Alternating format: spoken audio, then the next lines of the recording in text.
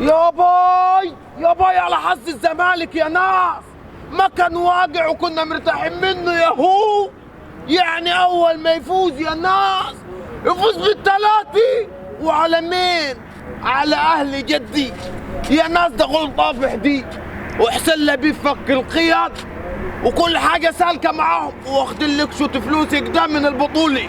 هاد ينزلوا دلوقتي يفتحوا قعرتهم كده عليني، وينزلوا ويجيبوا لهم 3 4 صفقات ويفضلوا يتنططوا علينا في الدوري. ما هو ده الناقص يا زمالك، هو ده الناقص. عشان خاطري قال فاز البطولة. يا عيني عليك يا زمالك. أولي أولي أولي أولي شيكا شيكا أولي أولي أولي أولي شيكا شيكا أولي أولي أولي. هيا في حق صديق فرحان يا أخي، فرحان ومبسوط. أرمي نفسي من فوق عشان يرضيه. ليه الفرحة دي كلها؟ النهارده مش مساكنا الأهل نهني، شلفطنا وشه 3. أهل مين يا صديق؟ أهل مين اللي أنت طلبات وشه يا صديق؟ امال ايه يا ابو؟ مفيش حد واخد بالك في الدولة كلها في العالم اسم الاهلي غيركم انتوا. في اهل طرابلس، في اهل جدي، في الاهلي الاماراتي، ايوه في جميع ايوه. أنت قصدك على قول أهلي كبسة يا صديق، قول أهلي كبسة وأنا أعرفك. فوزنا على اهلي كمسة كده مبسوط.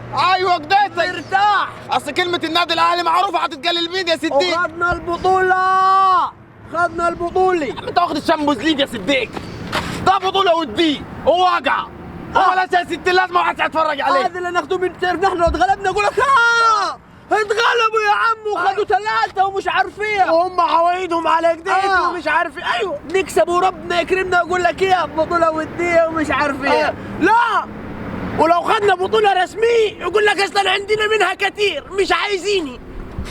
في سواد يا ابوي. اي والله في سواد هني انا عارف. انت فزت كام يا صديق؟ فزت 3-0.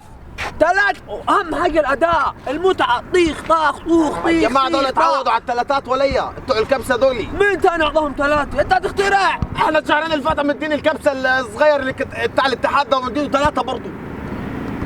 دي المشكلة يعني بكلها تكسب 3 بس انتوا هتكسبوا 3. الف مبروك يا حق صديق. لا مش كله، احنا غير يا صديق، في فرق من ال3 بتوعك والفرق ال3 بتوعتي. ليه حط بالشوكولاتة ودي بالكريمي. حطوا لهم كريم شانتيه من فوق انتي. حط لهم يا باي.